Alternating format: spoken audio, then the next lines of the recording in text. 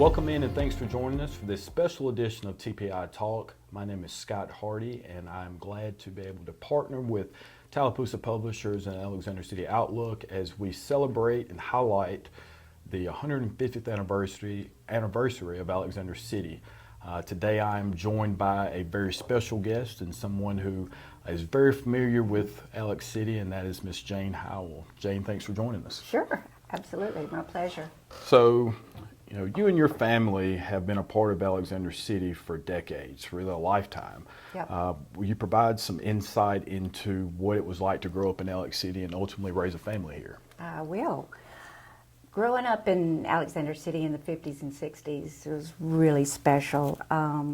It's like one of those old sitcom movies that, from the 50s that where everything was safe.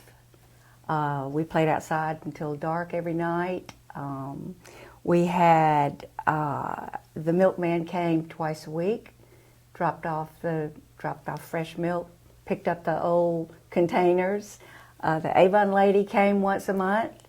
We had a guy that picked up the dry cleaning, and Bugman came through. The city had a Bugman that sprayed for mosquitoes, and it was just great. It was like the good old days that everybody says, they've all lived here, and it was just really special. It really was. Most everybody, my dad worked for Russell, and most everybody either worked for Avondale or Russell or, the city. And we had four schools. We had Avondale, Russell, Laurel, and City School, and I went to City School. But since my dad worked at Russell, we went to every function at Russell School. Miss Julia Russell put on a lot of programs there, and so we attended that. We went to Russell Swimming Pool, which was everybody took lessons there, and that was a big deal. And we stayed there in the summertime. Every Saturday and fall and winter, we went to the Strand Theater, and we can talk about that a little bit later. The first movie I ever saw was Oh Yella, and I think it was called Oh Yella or something like that. And but it was a marvelous experience, and I think it was like a quarter to get in the Strand. Wow. And I ended up having my first date with the guy I married, Scotty Howell, at the Strand Theater. So special place there. Yeah, that it's got a big place in my heart. We had football games. We went to all the football games. I mean, Benjamin Russell. Laurel had programs on Wednesday. Benjamin Russell had programs on Friday night. So and we were all in a lot of clubs. And sports were huge. That was huge. We had, of course, basketball and football, but wrestling. When growing up, wrestling was big in Alexander City. I remember those. Oh, well, yeah. I don't remember those days, but I've been told and seen the history of winning all those state championships during that time period. So we did have a strong history. We had all the wrestling. best coaches. We had great coaches. Scotty was a state champ wrestler. I did not know that. Yeah, I should have brought a picture of that, but we've got plenty of those. And I was a cheerleader at Benjamin Russell. Miss Barbara Young was my sponsor. Well, she was our PE teacher and our sponsor, and Barbara Sokol was too. And Miss Young was also where we had to go when I was in high school. You could wear your dresses 2 inches above your knee, and if your skirt happened to be more than 2 inches, you got sent home to either change or for the day. Lots and changed she was strict. Yeah. Things were really really different. Well, of course, our gathering spots, all the local places that are still around. Carlisle's drugstore. We always went to Carlisle's after school and spent a lot of time there. Christmas was always special downtown. Santa was he was a big deal when we were growing up, really big deal. And of course, Ms. Day, I know you've heard of Ms. Louise Yes, Day. ma'am. Every day at noon, well, at 11 o'clock the whistle would blow at Russell, so we knew it was lunchtime. And then it would blow again at 12. And then Ms. Louise Day came on the radio at 12 o'clock to do daily doings. And we all had to listen to that and find out what was happening in Alex City and when the next sale was going to be at Frozen's. I know when we were working on the 125th for the Outlook, Mr. Frozen was speaking about his relationship with the paper, and he spoke specifically about Miss Day and how that was really an integral part of everyone's day during the time, was waiting to see what she was going to have to say. Oh, yeah. And on Saturday, if they were having a sale, we all, our parents, my mother had to go to Frozen's to go upstairs to shop, and Mr. Ernest was always the driver of the elevator up and down. And if we behaved, we could go up there with her, but if we didn't, we sat in the car. Can you imagine just, with the windows rolled down? But no, that's everyone that I've spoken to, whenever they start speaking about the history of Alex City or their relationship with it, downtown always comes up. And so it's clear that based on some of your comments that was a major portion of the daily lives of people. Oh, yeah, and the fair store. And then growing up, we had B.J. Elmore's too, which was at the very bottom of the hill. And that was like the dime store. And we had to go visit that, then go back over to the Carlisle's, get a cherry freeze or a limeade. And, it was just, very, special time. And of course, Alex City had lots of characters, to make it interesting too. Lots of characters that made it interesting. Our community has always been full of those. You mentioned several times about Russell, and so you can't have a conversation about Alex City without discussing Russell Corporation. And as a longtime employee, can you tell us a little bit about your relationship, about the relationship between Russell and the community and what it was like during Russell's heyday? Sure. I started my continuous service. I worked at Russell growing up, 4-hour shifts and things like that they had special for kids, for students. But I started in 1983 with Russell Athletic Sportswear, and that was a new division that they created to sell to department stores and sporting goods stores.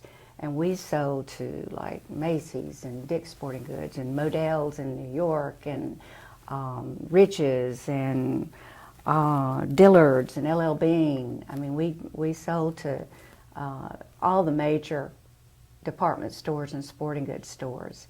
And it was a special line. And at that time, Mr. Gwaltney was at the helm, and we were clicking on all cylinders. I mean, things were going great.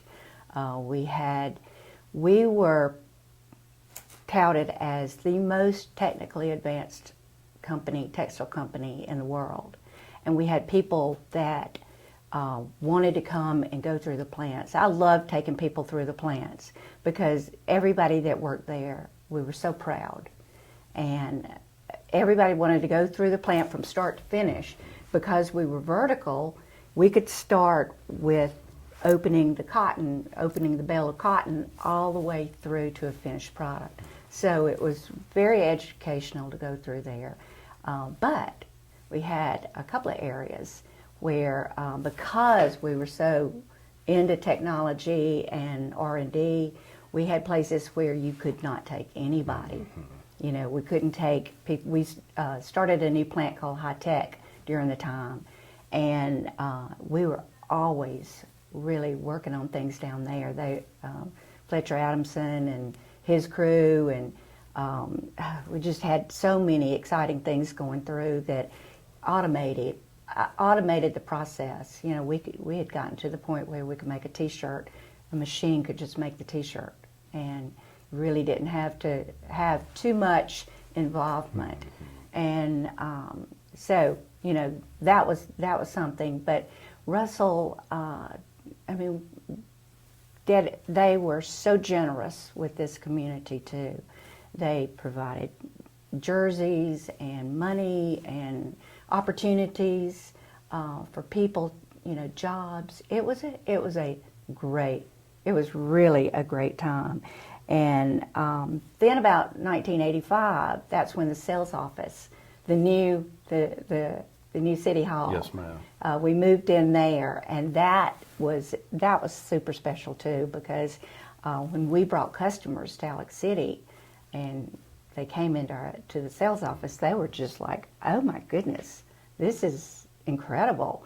And then we would put them up in the guest house, and Reuben, Mr. Reuben, the great host, I mean, he would treat them like royalty, and then give them chocolate chip cookies before they went to bed at night. And boy, they loved that. And then we always tried to take them to the lake because, I mean, being in a city or wherever, most of them didn't have the opportunities that we have had to take people on boats and, go to a restaurant on the lake. And they loved it. They loved coming here. And they would rather come here and visit with us and work with us here than us go there. So that was a great opportunity too. About 1987, I think, was when Russell was named one of the top Fortune 500 companies in the United States. And I mean, that was the top right there. Then our R&D department developed a new fabric called New Blend. And that's when we really started to, it was a special fabric that fleece traditionally had pills on it with the polyester. And we our R&D department developed a fabric that didn't peel. So we switched Jerseys did it first, but they switched all the products over to the fleece products over to this fabric, and then Russell Athletic did it as well. And we had our 50/50 product, our 698, our 696, our 695, our 697. You remember them? I do. Because you worked at the retail store. Yes, and ma'am. but that was our bread and butter. And 20% of our products, that constituted 80% of our sales. I mean, that was our bread and butter. In the fall and winter, we sold fleece. In the summer, we sold T-shirts, 100% cotton T-shirts and 50/50, 50 poly, 50 cotton T-shirts. So, it was a really good experience. I wouldn't take anything for it. I really wouldn't. Yes, ma'am. And I love hearing people talk about their experiences with Russell and that connection with the community. A lot of people my age grew up around it. I'm 35, and I caught the tail end of what it was like to have been in the heyday. I was 10 or 12 years old, but you mentioned the guest house, and so my dad worked at the lunch bunch, and so I would get to be around it a little bit. And so when I'm trying to explain to people now how it was, they don't really have the same concept of maybe what you and I, especially you, would say about Russell and the community itself. But the things that they were able to provide and make this community what it was is ultimately why people love Alex City. Absolutely, absolutely. Yes, well, before we let you go, you did mention Strand Theater, so I did want to ask you this. I've been told about these famous doors from the old Strand Theater. What's the story behind that? Well, when they tore the theater down, they took that whole section down where Strand Park is right now. There were buildings all the way, graves, furniture, and there was a dry cleaners, 1 hour dry cleaners at the bottom of the hill. And so they tore that down, and Main Street saved the doors, and they saved pieces of memorabilia from the Strand. So, and then they had an auction. So I said, we are going to that auction, and I want those doors because that's our first date. So we went to the auction, and they had there are two sets of them because they're double doors when you went in. So we got the doors, and Scotty took the doors. took the hardware off the doors and had it redone, and then painted it. And we had to replace the glass because the glass was broken. But that when we built our house, those are front and center in our house, and they're special, and we absolutely love it. That's awesome and a very special memory, and I'm glad you guys were able to recapture that. Obviously, you guys have been married for many, many years now, and for that to be the starting point and that to still be in a position in your home, I think is wonderful. Yeah, it's fun. It's fun, and Sam Bradshaw purchased the S that was on the Strand, and he gave it to me, and I took it to the sculpture downtown, where we've got all the horns and everything in Strand Park, and we put it on the sculpture. So next time you ride through town, if you see that S on there, that came from the Strand Theater. So that was original as well. Well, I'll be So sure to fun. check that out. Yeah, you got to. Yes, ma'am. Well, Ms. Howell, I really appreciate you joining us today and shedding some light on your experiences with Alex City and where it was and to where it is now. But again, we thank you for spending a little bit of time with us and look forward to joining with you soon. It's my pleasure. Yes, ma'am. Well, this has been another edition of TPI Talk. See you next time.